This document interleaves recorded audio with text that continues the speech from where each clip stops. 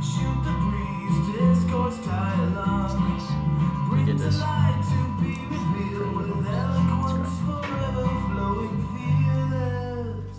Hey, how are you? Oh, stop the music! We're live. We're live. You can kind of tell we're live because we screwed up already. Yeah.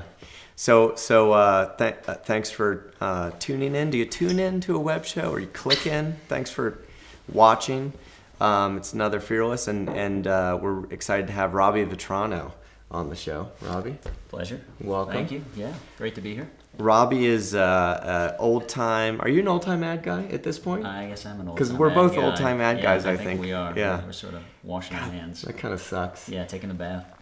Robbie was part of founder, partner in an agency, Trumpet, Right. in New Orleans for many a year. Yeah. And I stole some people from you over the You did a few. Yeah, we knife fought over those. Yeah. Tom Adams, who we were just talking about, who runs Goodness Inc. in Los Angeles, was with you, and good guy. And escaped that trap and came to work for me. Yeah. And went Lucky on to great things. He's doing good things. I'm glad. Yeah, amazing. Don't let the door hit you on the way out. That's what we said.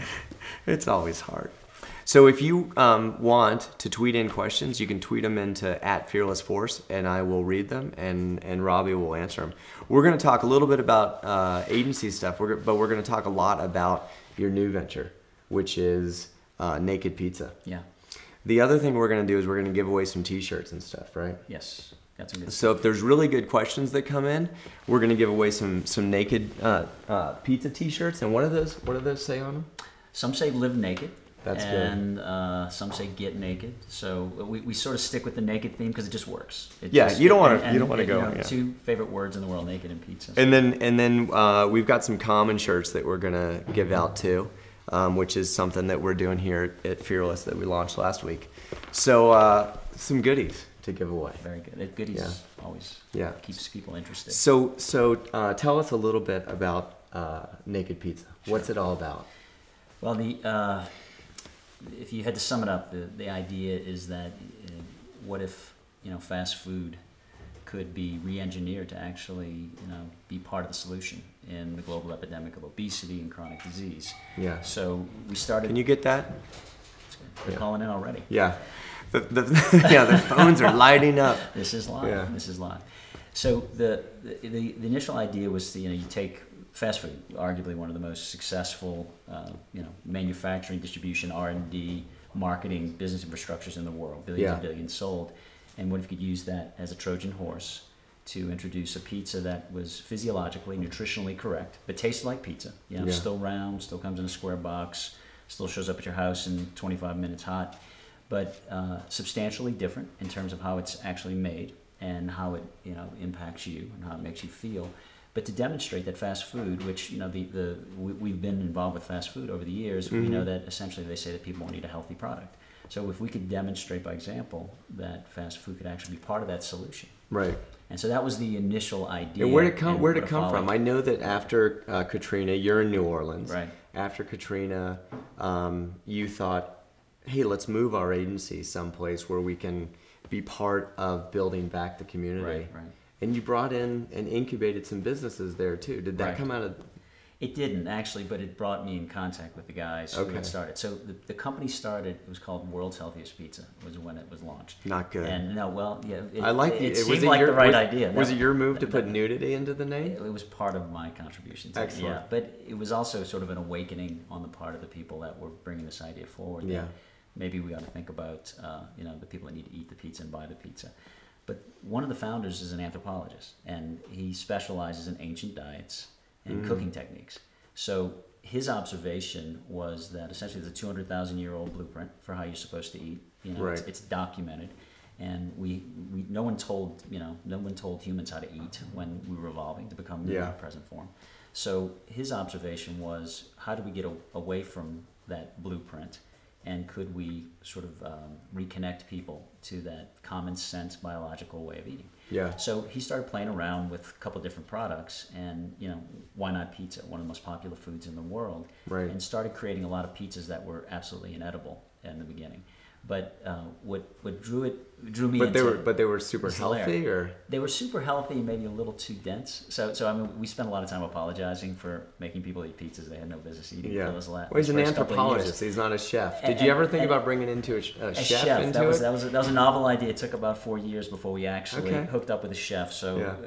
we were a little slow. But the pizza in the initial form, it also there was a box that it came in, and that was how I actually came in contact with World's Healthiest Pizza. But on it was about a 500-word dissertation on how your colon works. So I'd never seen. I'd never seen a pizza box that actually described, the business the end work. of digestion, Yeah. and thought these guys are either they're insane or they're Yeah. geniuses. Yeah. And so I called them up and said, "What's going on with this? And let's talk about it because this is interesting." And I was in a place, and we've talked about this, where I just didn't want to work for assholes anymore. I mean, can I say that? You can Yeah, say anything okay, you good, want. that's There's perfect. there's no It FCC. was beautiful. So you're looking for people that had an idea, that had a sense of social responsibility. Yeah. But good ideas. This was an interesting idea. It made sense. This Right. idea of using fast food. So we started meeting, and got a lot of stiff arms from them. And we don't need anything, and they were doing all kind of crazy stuff. From them, they stiff armed you. Yeah, initially Oh, it was. okay. We don't need an advertising agency. I said no, I'm not. I'm kind of calling you as a curious guy who Right.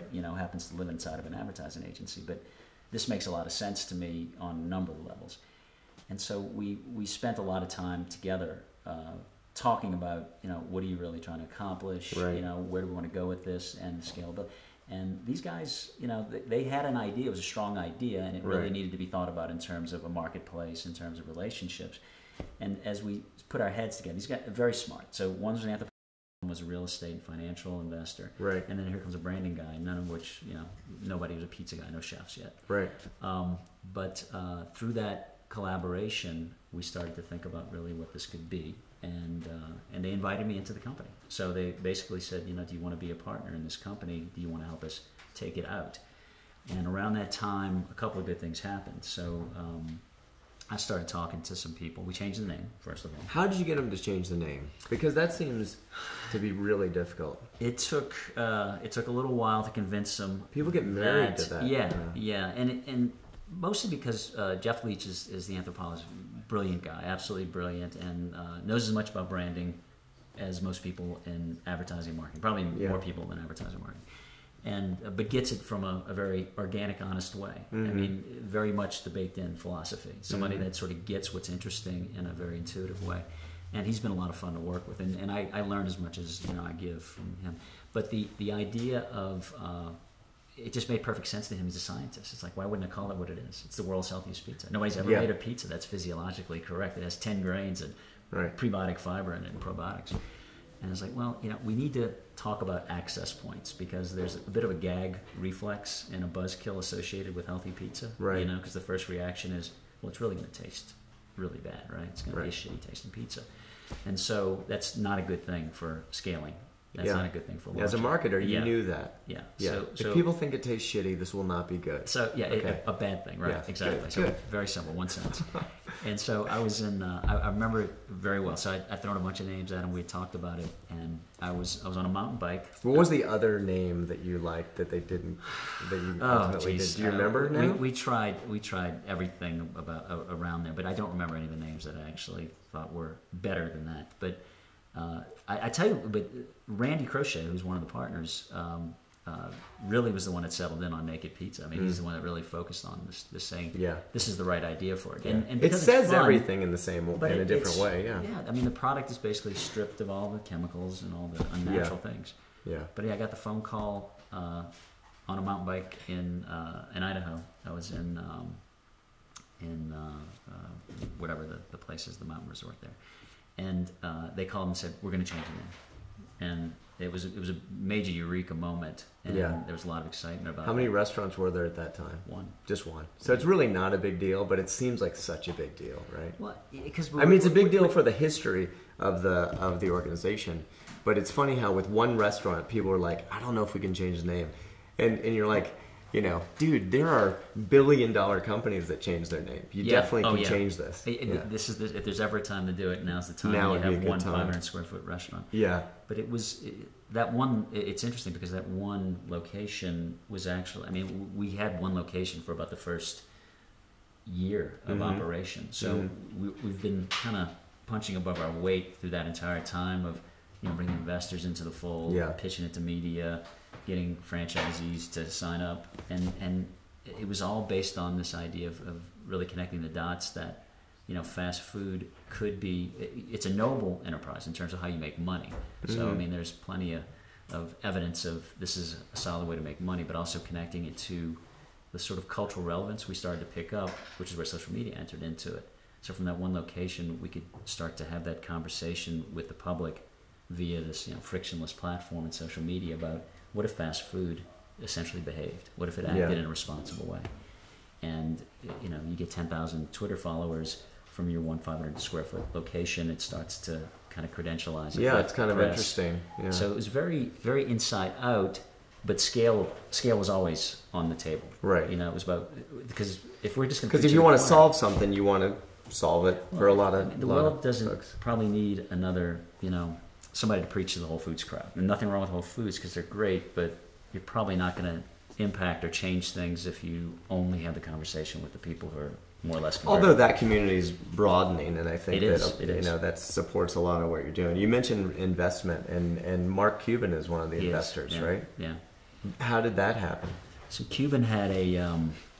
If people don't know, Mark Cuban owns the Dallas Mavericks. He does, and how did he make his money originally? Broadcast.com. He was a .com guy. Okay. Sold for $7 billion, as he will remind you, with a B. He will remind He you. will tell you, yeah, $7 billion with a B to Yahoo.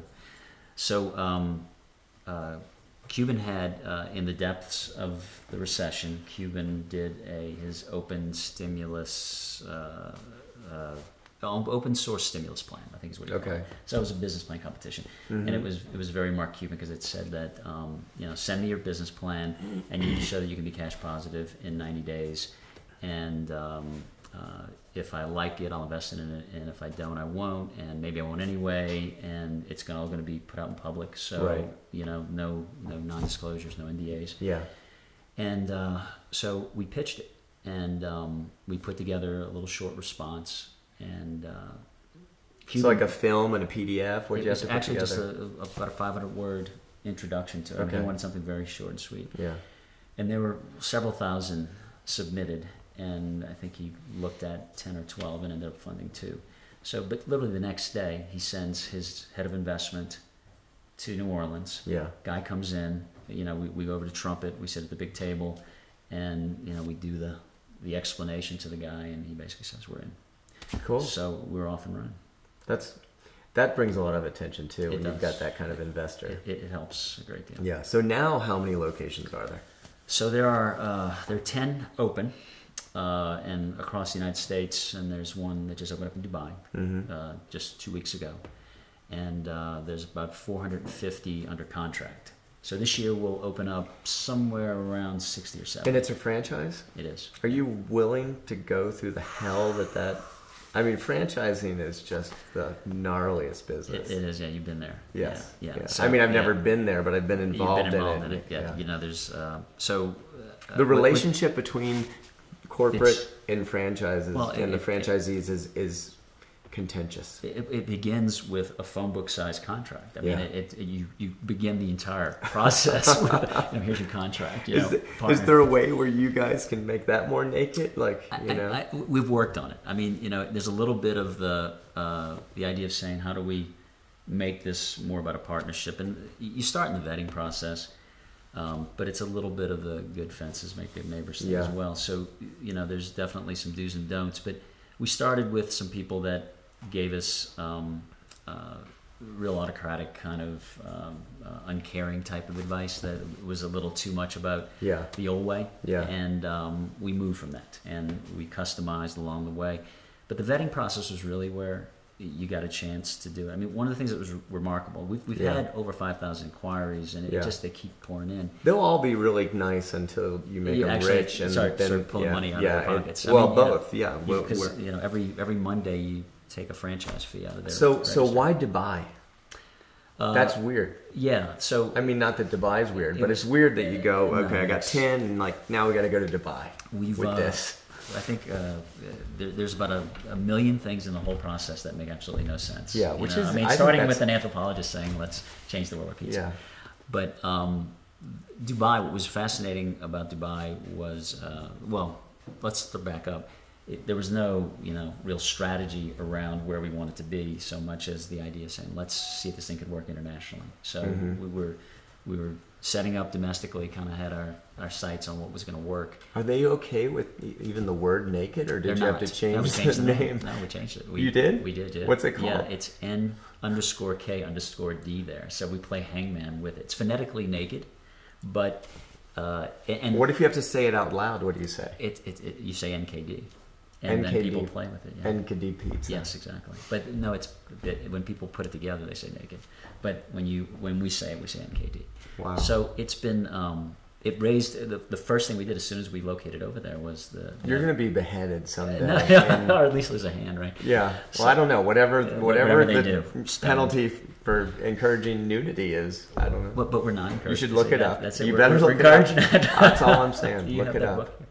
This You find out about Westerner that. that comes Yeah. in. We and come in peace. comes up with this pizza that is encouraging, lacks moral values.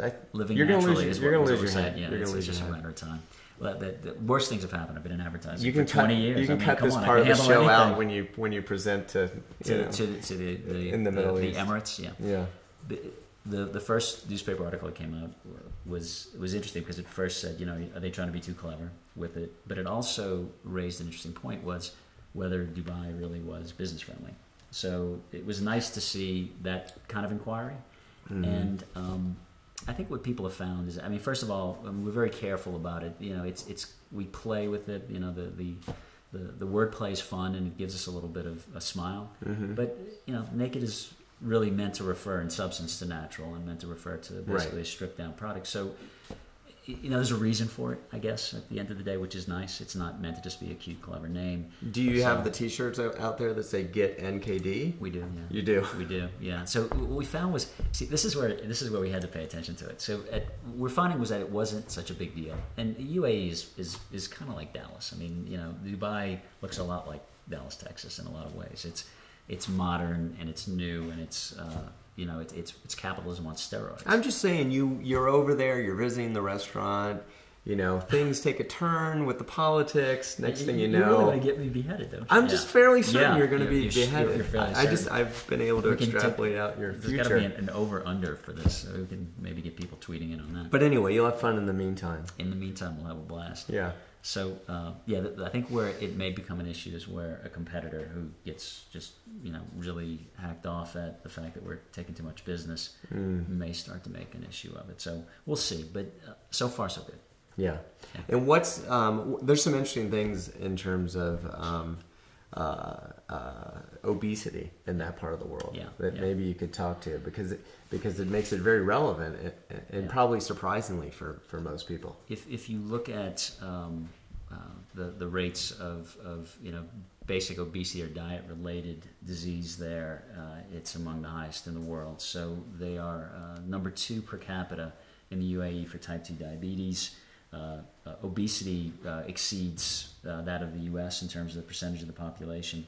Really? So it's congratulations. The Western diet has weaseled its way into that part of the world, and if you track it and you look at developing nations in general, or nations that achieve a level of affluence or have a level of affluence, you'll find, and it goes back to middle of the 1800s when we started processing foods. When it just became more available, more commonplace, people were basically said, not only is it accessible and it checks a bunch of boxes for me, but it's also a bit of a it's a bit of an icon of achieving a certain level of middle class and affluence. Right. And fast food kind of fits into that lifestyle. Right.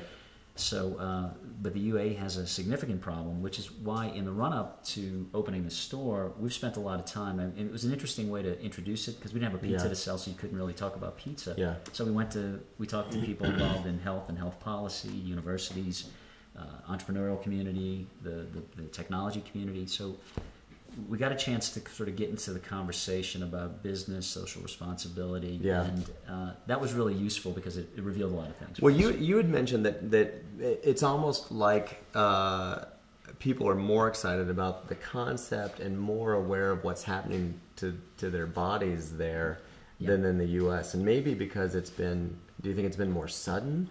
You know, are they reading the headlines and they're more startled to find that? Where you know, I don't really understand America's attitude right now to obesity and type 2 diabetes. It seems to be like, oh darn, you know, what I need a different pill. Right. But it's not exactly the same there.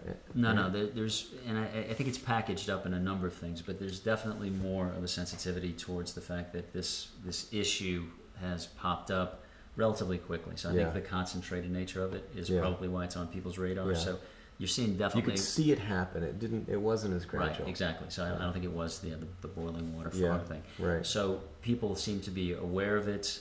There's an interest in it.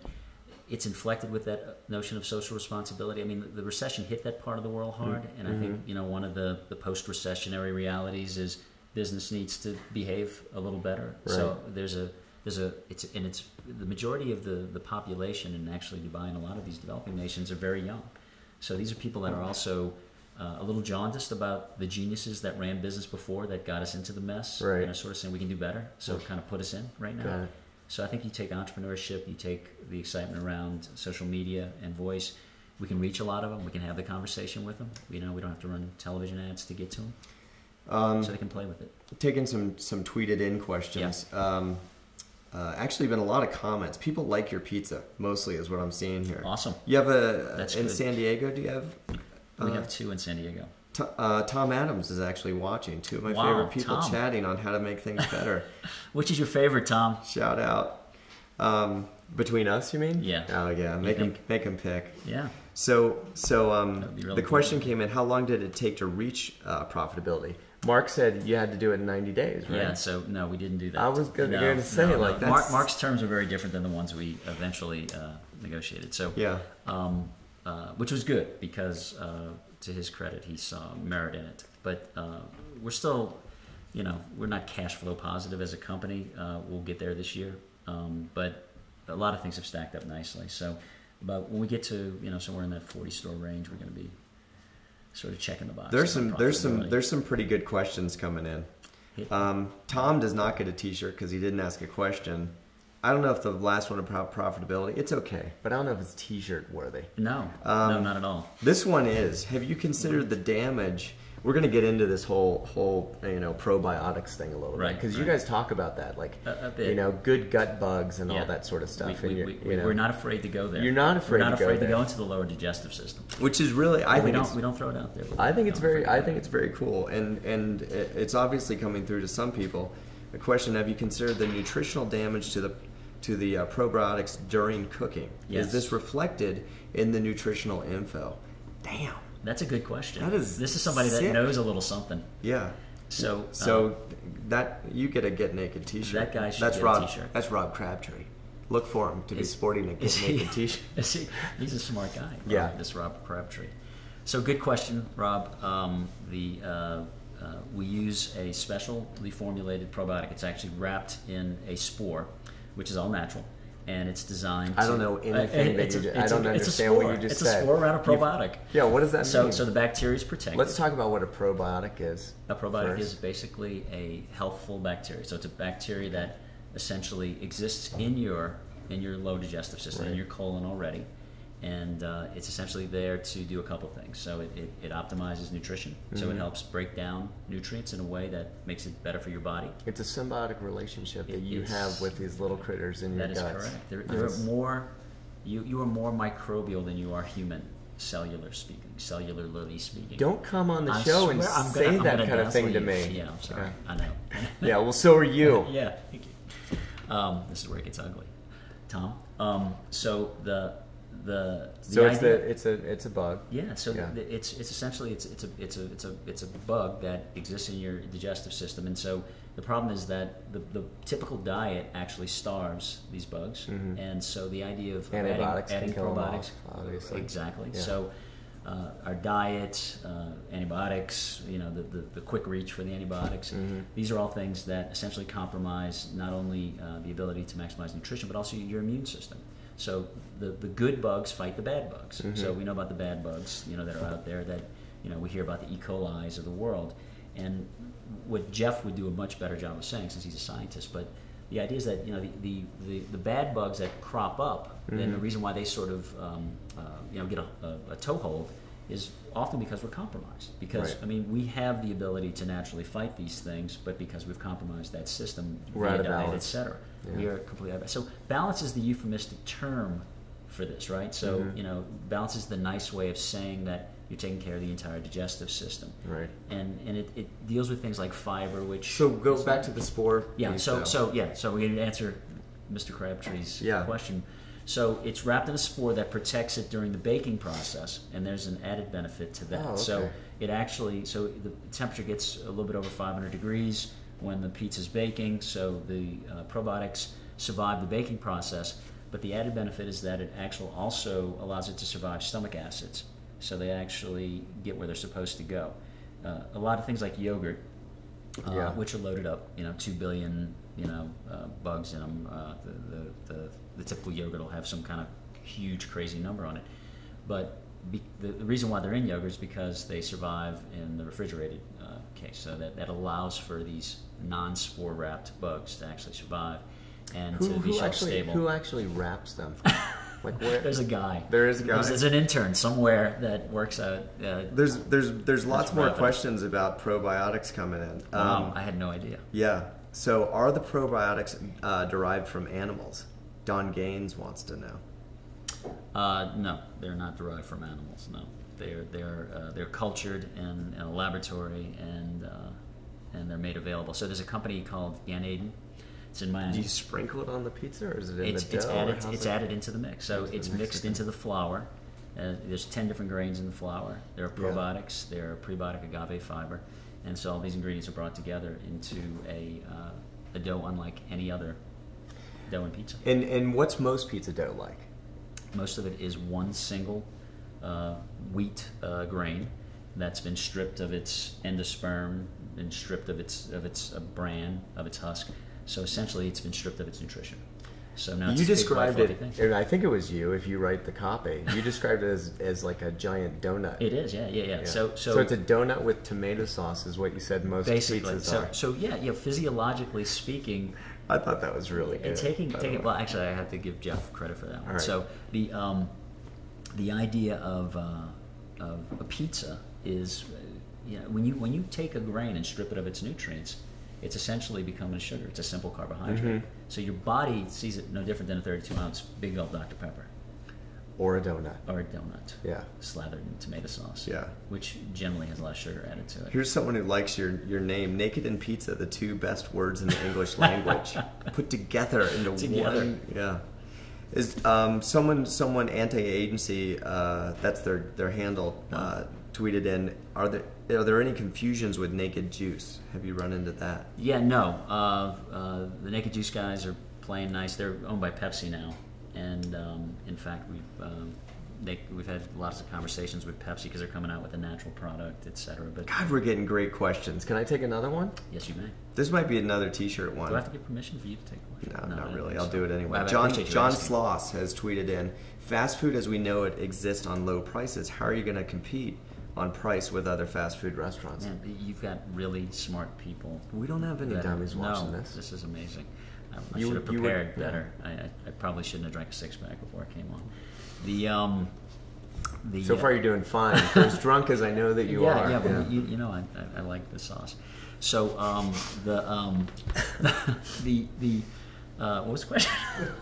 The question was, how do you compete on cost? So cost. So cost is primary, right? So we said we're going to scale. And if you're going to scale in fast food, you've got to hit a price point. Yeah. So, and I could completely bore everybody and completely shut down the Twitter feed if I started talking about the precisions there. But we need to be comparable in cost to Domino's and Papa John's. I can say those as well. Your former client. Yeah. So they are former clients now. I can say that. Yeah. Yeah, technically. Yeah. So you could say it anyway. This only works if we get the price right. Right. So the formulation, we made some choices along the way. This gets into the formulation of the product itself. So it's not a gourmet pizza by any means. Right. We put the emphasis on the crust, right. but the toppings are all natural. So there's no chemicals, there's no preservatives, but they're the sort of stuff you'd find on any pizza. So our price point might be 2 to 3% higher, depending on where you go.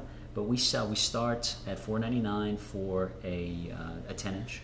I saw that. So $4.99 is that's pretty comparable. Yeah, right? yeah. It's totally comparable, actually.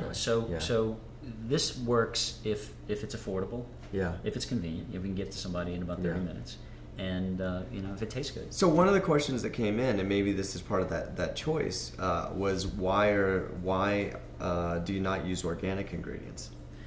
It's a great question as well. So some of our ingredients are organic. We don't talk about it. So there's two real reasons for it. One is that there's some costs associated with organics. Yeah.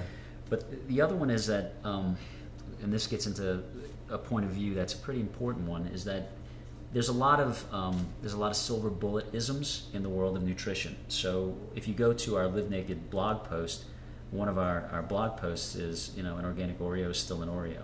Yeah. And if you consider how people have sort of given themselves over to the flavor of the month when it comes to how do I get healthier. I don't know if you can say that, though. You can't say an organic Oreo is still an Oreo when you're doing a pizza that's different, that you're saying is different than another pizza. No, because it's... I would take that copy out if you're using... You want to go there? I like it. Well, we'll have to agree to disagree. Okay. Is that okay? It doesn't make any sense what you're saying right now, but keep going. And it does entirely to me.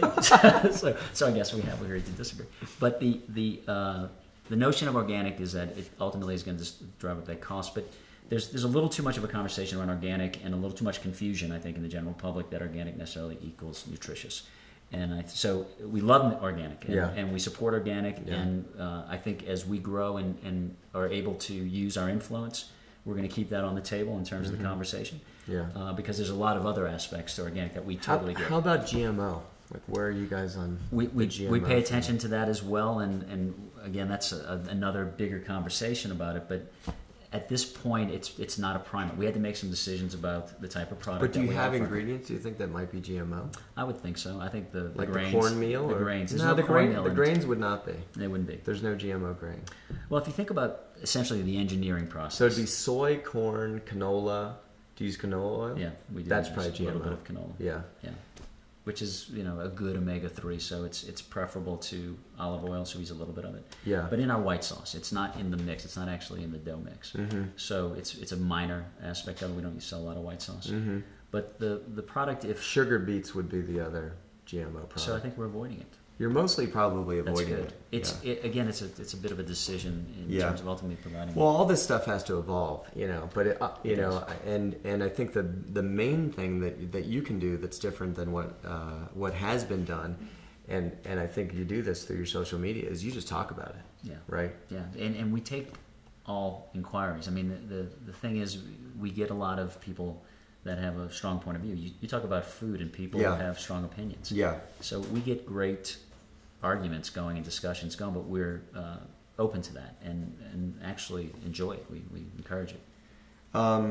Should we give out a T-shirt? Just one of those other questions. Yeah. I think a better. Let's get in a better question.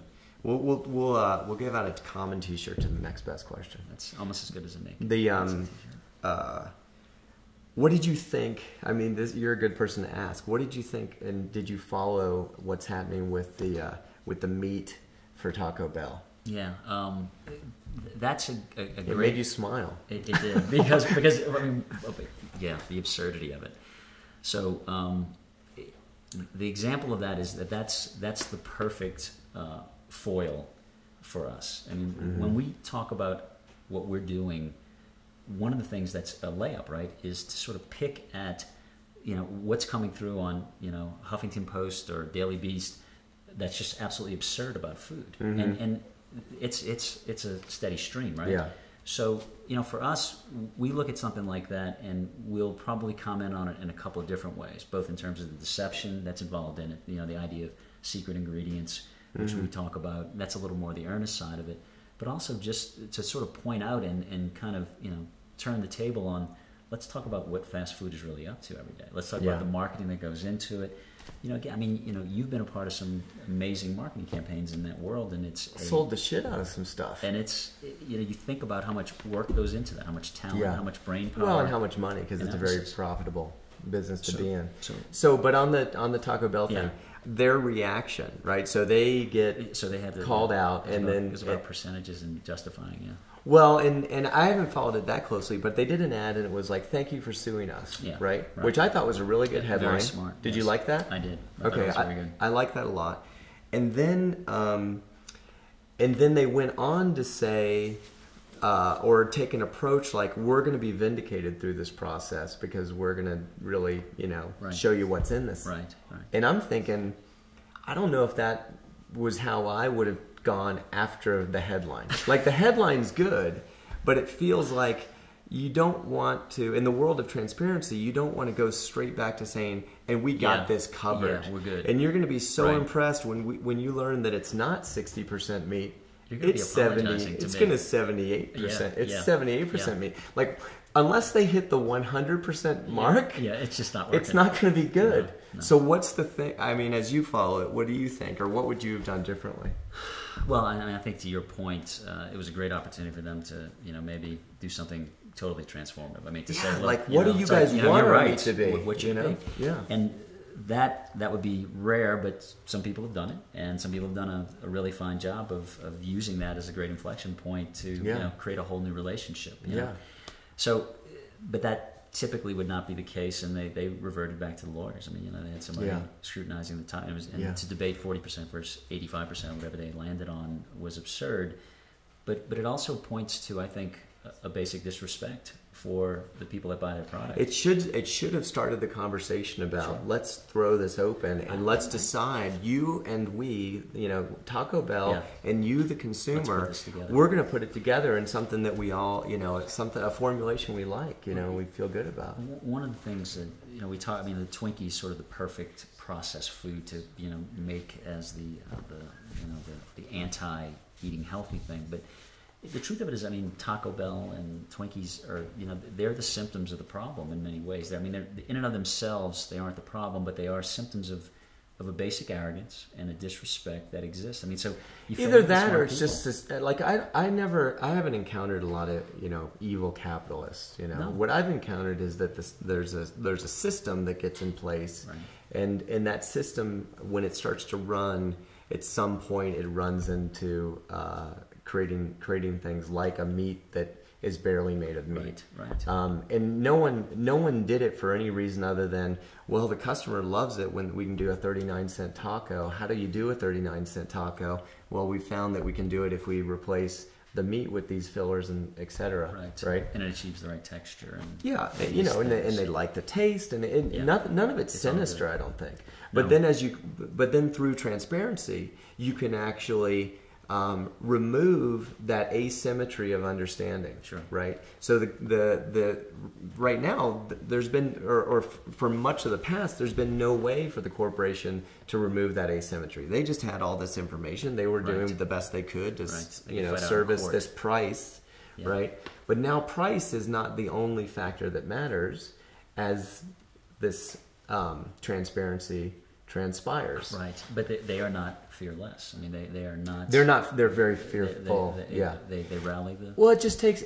Well, I think it's because it takes almost 180-degree shift in the way that you're thinking. Right. So everything that you've learned in business over the last 20 years that you've probably been doing it, right, suddenly it doesn't work that way because of these other factors, these other mega trends like transparency.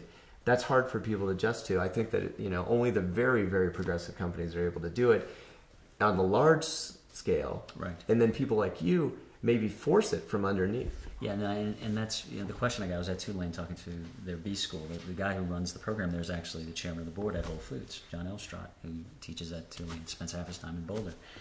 And the conversation was, well, as soon as you guys get some traction, Domino's is coming after you, Papa John's is coming after you, and they've all tried it already. And when you start to really look at the franchise infrastructure, et cetera, all the moving parts associated with those big companies. I mean, when you see that Kentucky Fried Chicken's franchisee sued the franchisor because of the franchisor emphasizing the grilled product, and the franchisees thought that was counterproductive and was hurting sales. They didn't want to go there. And the court ruling basically said that the franchisees had to be more involved in the thing.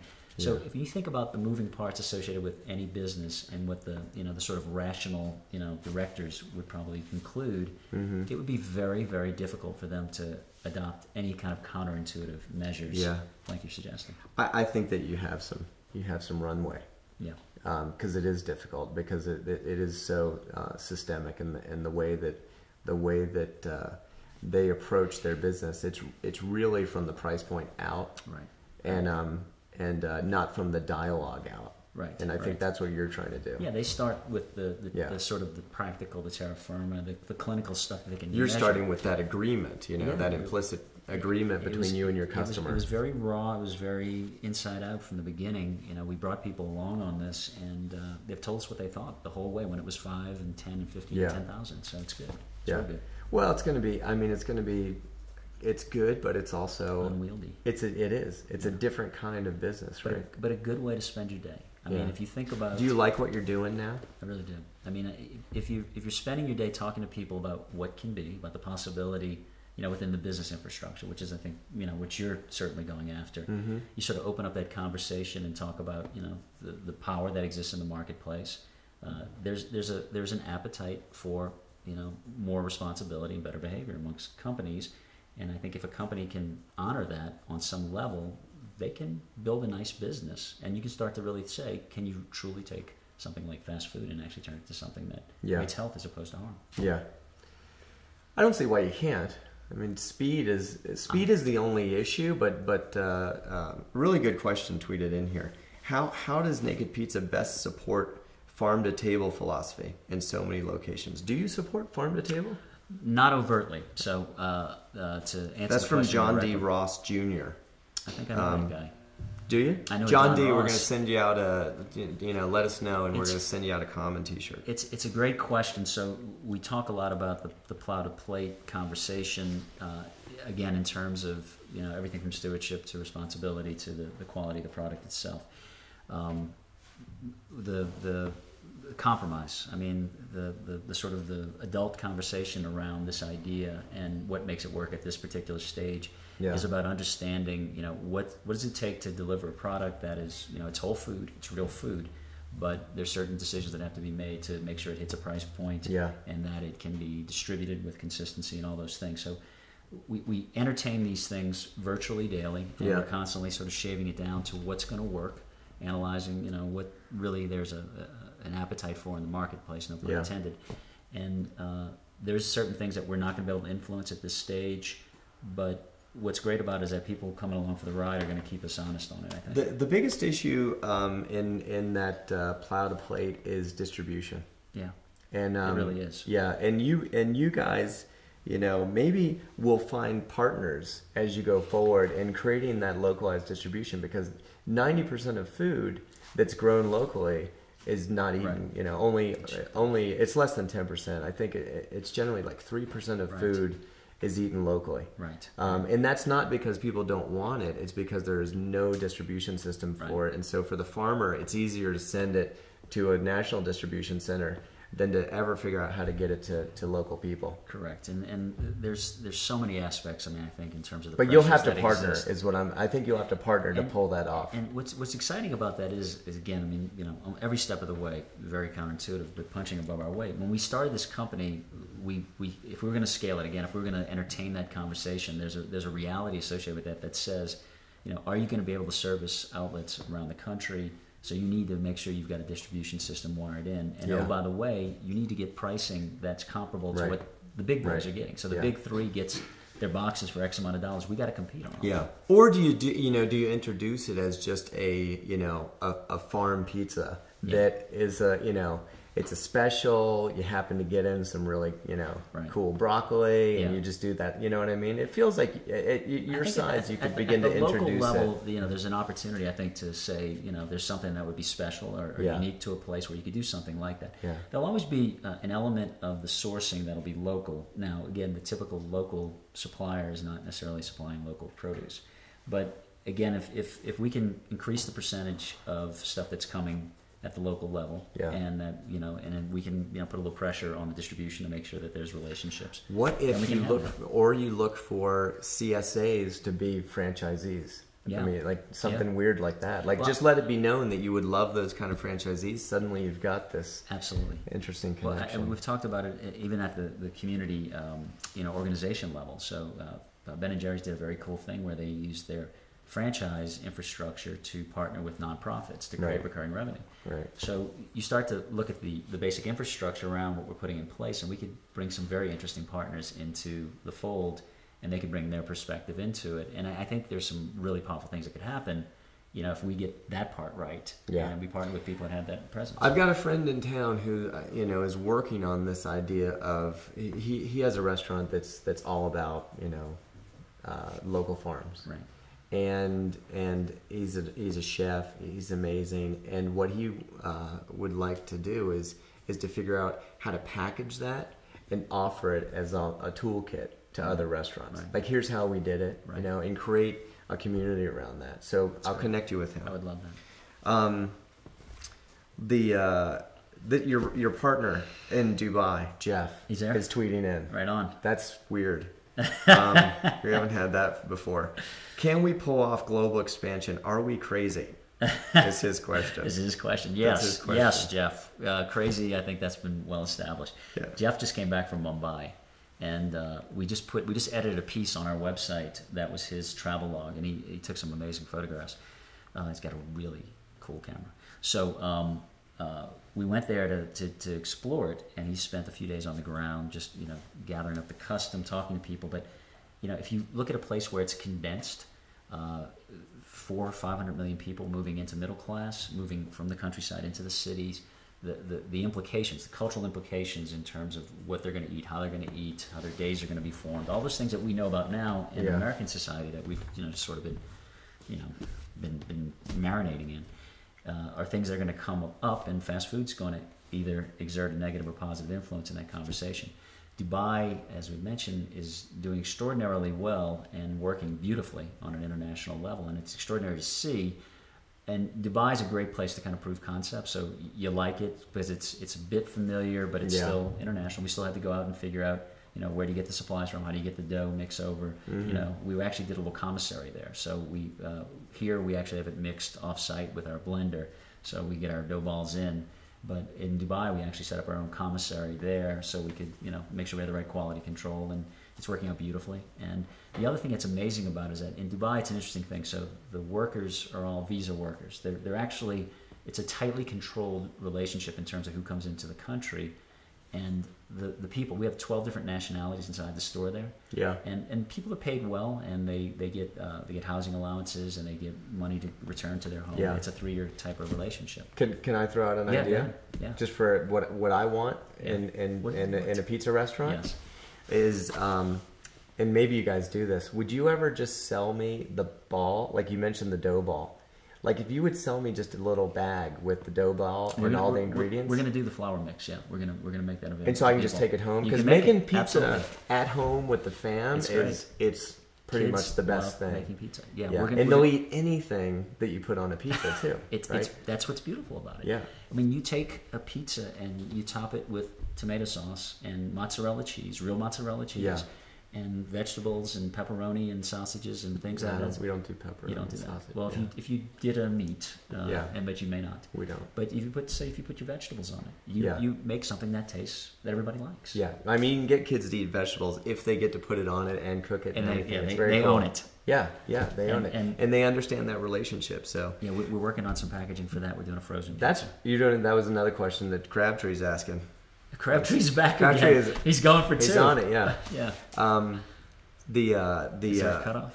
is there a cutoff for questions? Yeah. Yeah. No, Well, I'm that's talking about- probably I'm talking it. about That's prizes more that's than anything probably else. it. I mean, I don't know how many T-shirts Crabtree can wear. Yeah, that's probably it for him.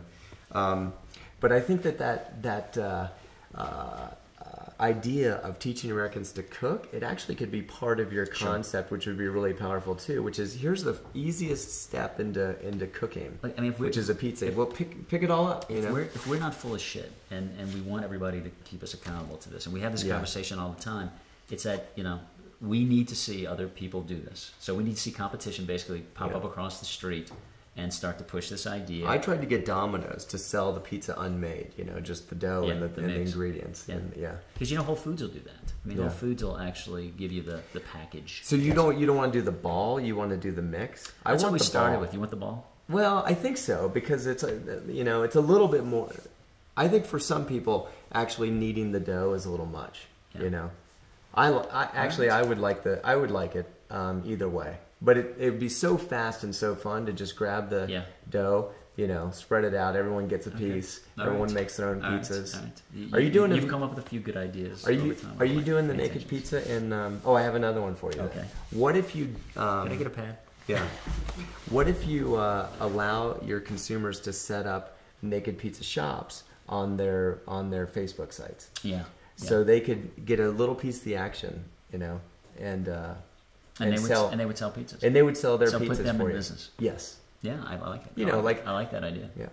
I mean, I think the opportunity for this to be really community driven is people want to be a part of this thing. They like it. They want to play with it. So there's a lot of great opportunities. Yeah, I mean, I think when you're one of those kinds of companies that people get passionate about.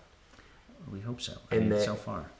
Well, you know, you and I have been in the business long enough that, in my experience, I remember when the ultimate relationship you could have with the consumer is they would buy the thing. Right. And now the ultimate, relationship is they help make it, they help design it. Sure, they get really involved, right? Yeah. So and they do it on their own time. You know, they're probably so frustrated in their job and their lack of, empowerment that when they get home, they'll go to work for you to make naked pizza cooler. You know, build out that community. And there's a lot of things I can play with. So I mean, absolutely. I talked to somebody you guys did work with, right? With Eric Ryan, a lot about building their company and method, and some of the things they've done along the way to really turn it over to people and have them participate in this. And there's a couple of cool brands that are doing some things that are nice. Again, they're a little bit more in that kind of that affluent niche, like For Food, New York, and a few others that are kind of turning the brand over. And so you see this amazing potential. And the other big trend is food and technology just kind of coming together. I mean, people are, because people are really get excited by it, enthusiastic by it, they want means of sharing it.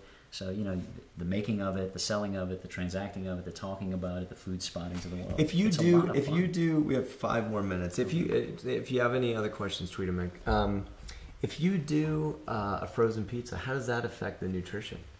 It'll be actually exactly the same. So that was the dial-in. So we're working with. So all those things just come back to life, like they kind of freeze, and then they're good again. Yeah, that's the good thing about bacteria. It doesn't happen. They're very resilient. Ted Williams, no, he's not coming back. But I shouldn't have said that. I think they think he is coming back. They froze his head. So, but the bacteria, everything that's in there that essentially that is living. Freezes well, and the nutritional qualities actually preserved nicely. So, so that was the goal, was to make sure that we could make a product that was up to our criteria. It was the exact same dough mix, same quality, integrity cheese, no RGBH, no antibiotics, no hormones in the meats. Everything's all natural. I mean, everything, no citric acid in it. So everything basically is the same exact criteria, and the probiotics survive the process. So that's terrific. What do you? I don't even know if you could answer this, but when you look at obesity, right, and you look at type 2 diabetes, and you look at where it's gone from a complete non-issue to an epidemic in a very 20 years, maybe a little less. Yeah. What do you attribute it to? Well, I mean, I think clinically, you attribute to the processed diet. I mean, I think the ubiquitous nature of essentially everything being highly processed. But what number one? But was it that different? Was it that different 15 years ago? Was our diet less processed? Here was the big turn. So the big turn was when we made fat the enemy. So when we said that don't eat fat, you saw all the products come out that said 0 fat, but there was lots of sugar in them. It was a lot of processed carbohydrates in it. So the hanging of bad on fat, the idea that, because it made sense, right? Fat makes you fat, but it's actually it's highly processed carbohydrates that make you fat. So I think the mistake is to take any piece of food and blame any piece of food. Right? Well, I'm with you on that. Yeah. We don't go there, but and so I'm probably tripping down that path a little bit. But if it's more of a testament to the fact that, you know, the nutritionist sees the day, or Jack LaLanne sees the day, or Jenny Craig sees the day, or laparoscopic surgery sees the day. Yeah. It's more that silver bulletism. But fat became the overt enemy. I mean, I think, you know, people can recognize when you should eat less fat. You know, bad fat, trans fats, and now, just in recent times, now we talk about omega-3, omega-6, but now fat's back. You know, fat's understood, but fat doesn't make you fat. You know, so you need to at least, you know, acknowledge that. But to your point, it's not about blaming any single thing. But when there's something about humans that they like to pull out one aspect of a very complicated system and think that make it easy for me. Yeah, and it doesn't work at all. Isn't that how advertising works? Though, but why do we still we still stumble on this, right? We still think we can adjust one aspect of something, and that it's not going to. You feel like you can digest something, and it's going to be okay, even though you're such a complicated system. Right. I mean. And what's going on with and this? Frankly, well, fix fix people. Can you fix that? Yeah. But I mean, the consumer movement, the empowerment movement. I mean, we need to entertain the conversation on some level of how much do we really need to engage people on understanding the fact that it's not always a simple answer. So what's your approach to transparency? Because I think you actually spend a lot of time playing with that. We do, absolutely. So I mean, it's essentially the marketing for this, which again is very different than the way we grew up in the business, is about a publishing platform that kind of lets it all hang out. So, you know, we're talking about issues of the day. So we're going to have some commentary on that. We're going to put a blog post. For instance, we took on the Andy rating system I say take it on, but we questioned the real integrity of... What's the Andy rating system? It's a rating system that rates foods on their net nutritional quality. Okay. And there were some things in it that were really terrific, but it also kind of villainized fat in there. And we took some issue with that. The salt ban in New York. So should you eat less salt? Probably.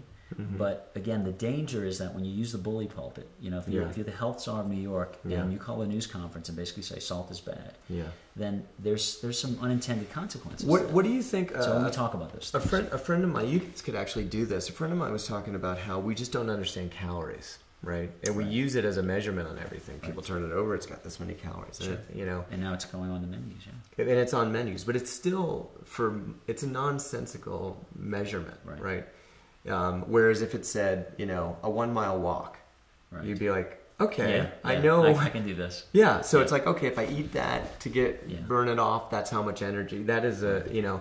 There's ways to make it easier to understand that measurement of energy, right? Yeah, I think maybe you guys could put that on your, you know, packaging. I'm just going to give you one more idea. One more. But like, you know, this pizza is, you know, it's a 2 mile walk, this pizza. Absolutely. And you love that idea. And I think, again, for people to think about, you know, the level of activity in their life and what they eat and consume, there's a basic awareness. And again, you really can break it down to something fairly commonsensical. You know, I mean, we should essentially get up out of the chair every now and then. You know, we probably ought to eat more plants. You know, we probably ought to eat more whole food ingredients. Yeah. If there's got too many, I mean, the Michael Pollan-esque kind of approach to it. It's got too many weird syllables in the name. Maybe not a good idea. You know, maybe a little less of that.